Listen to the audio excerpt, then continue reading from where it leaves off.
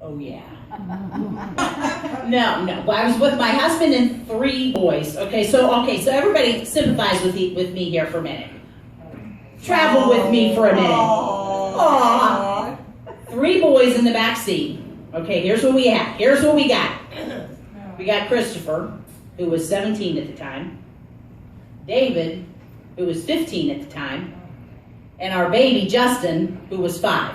Now, Justin's about to turn 21, so it was a while ago. So the plan was we had 3 weeks. The plan was, my brother lives in Vegas and still does. My nephews, at the time, my brother Frank worked at the MGM Grand. So we're like, okay, we got 3 weeks.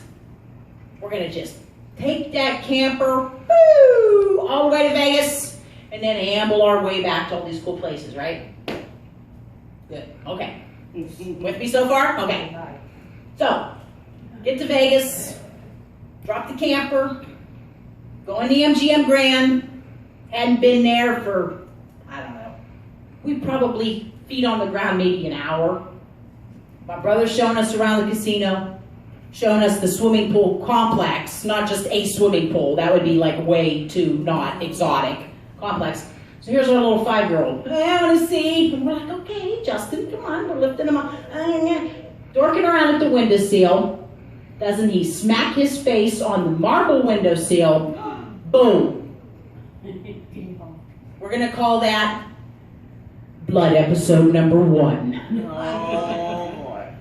And you know when you got boys, you got blood. There is just blood sometimes. Okay, so thank God. Wasn't anything major. Here's me, I'm the nurse. But thank you, people. I just drove 3,000 miles with 3 boys in the back seat. You know, I was having a good attitude and everything, but my nerves were a little bit shot. But anyway,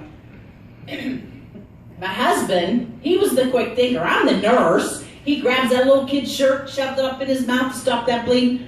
So all it was his tooth went through his bottom lip. You know, didn't break his tooth, didn't break his face, just, you know, tooth through the lip. But that's a lot of blood. Okay, so went to the urgent care. Justin's patched up. He's good. Okay. Continue on with the vacation. Okay. So we went Slide Rock Park. We went to Sedona. Oh my gosh, that's one of the most beautiful places on the planet.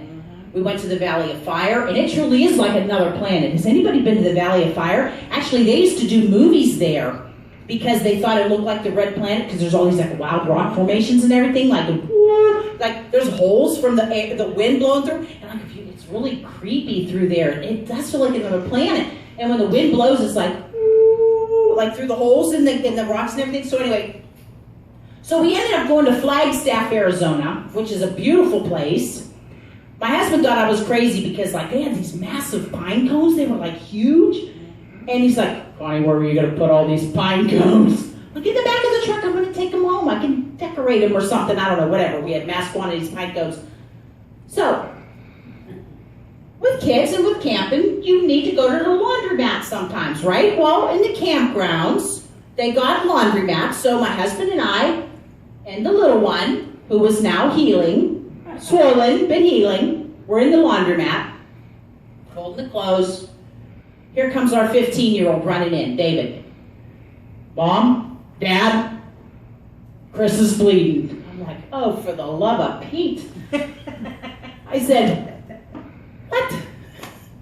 So we're going to call that blood episode number 2. Okay, so Christopher, now we're talking 17-year-old here, had no business on the playground screwing around with the older kids. Remember them merry-go-rounds? Yeah. The old kind that you'd run and get them going really fast? Mm-hmm. You know, I mean, and these teenagers, man, I'm sure they had that thing just a hoofing.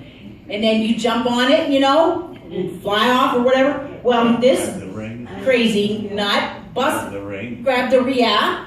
He smashed his nose on the, you know, the handles where you, boom, broke his nose. So here we are at Flagstaff Hospital now with, you know, kid number 2, bloody and all of it. And we were actually cooking hot dogs at like 2 o'clock in the morning. I just figured I'd throw that in there. We were starving, you know. Anyway, on the grill. Because we're camping, you know. So it got to be a joke like everywhere we went, you know the big blue sign with the white H on it? There it is, there's the hospital sign, just in case. Just in case, keep that 2 exits back, hospital. And our 15-year-old, he hadn't gotten that. And we're like, David, so help me God, if you get hurt, I'm duct taping you to the side of the camper, you're not playing, you're not just, he's like, Mom, I didn't do nothing, you know. And anyway, so when we were in Sedona, that was later on in the trip, and I was probably so daggum stressed out that I threw my back out, and I was at the chiropractor in Sedona, so I wasn't bleeding, but we had to seek medical help. So the point of the story is that vacation had its challenges, no doubt about it. But we still had a really good time. We just rolled with it, put a Band-Aid on it, cracked it up a little bit, put a cotton up the nose, whatever, and we managed and we got through it. So, just good times, regardless. And isn't that how life is, We get our ups and downs, and we all get some pretty wicked, wicked stuff. And we just somehow, and this is where I use my faith, man. I hang on for dear life. I'm like, Jesus, just get me through. And it's my faith that gets me through. Because if I didn't have faith in my life, I wouldn't have nothing. So, never been to California, but it's okay. It's okay. Been lots of other places. I heard somebody a little earlier say, what nationality do you think she is? Who said that? Right here.